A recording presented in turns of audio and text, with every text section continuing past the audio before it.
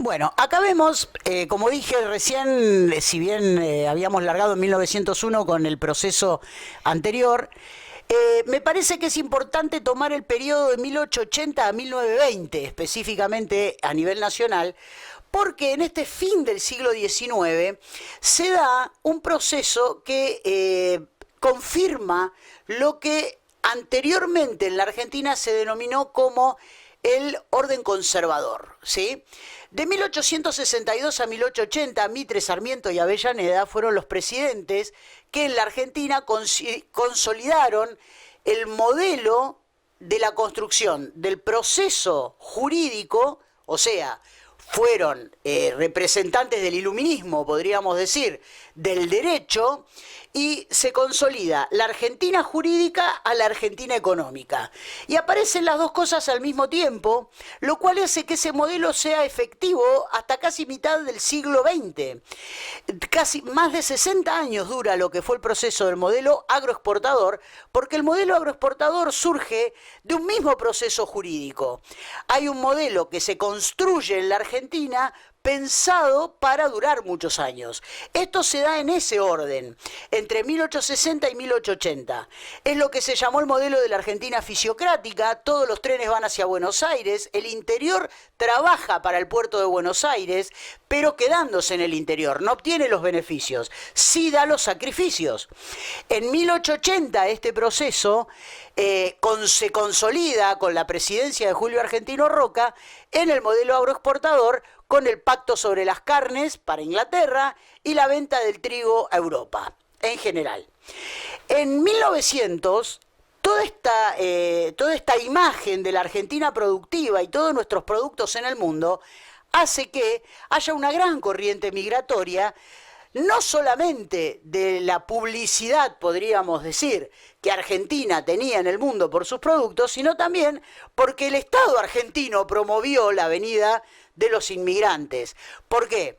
Ante este proceso de producción que se estaba dando, se necesitaba una mano de obra, más calificada que pudiera integrarse al modelo agroexportador. Europa la tenía y tenía hambre. Entonces, esos procesos migratorios se dan entre 1880 y 1930, que es la última corriente migratoria que entra a la Argentina.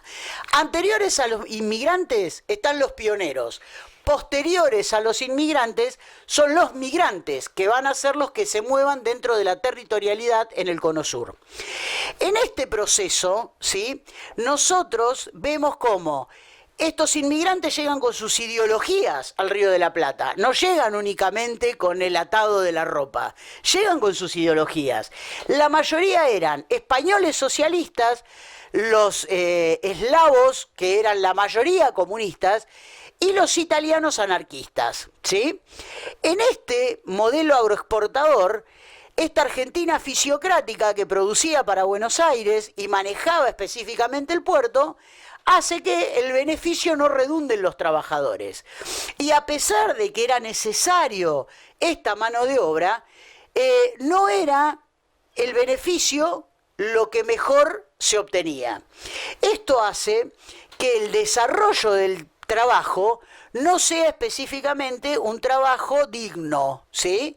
Podía ser redituable, pero no había dignidad en el trabajo. El hacinamiento, la falta de respuestas del Estado para con los migrantes, hacía que se viviera hacinado, no había escuela, no existía el sistema de educación público, si bien ya existía la educación pública libre, laica y gratuita en la Argentina, no había dónde ir a la escuela.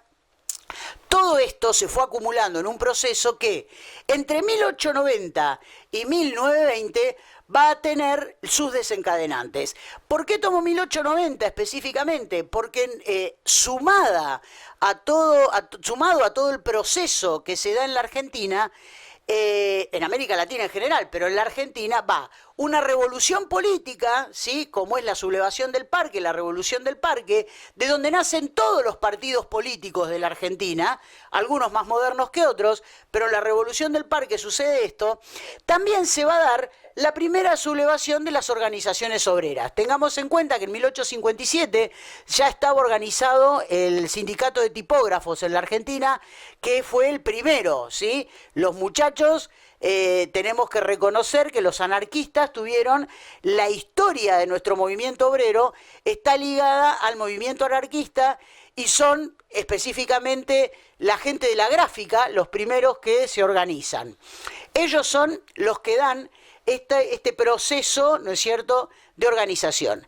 En este momento se da también la creación de, en 1890, se da la creación de las centrales obreras en la Argentina.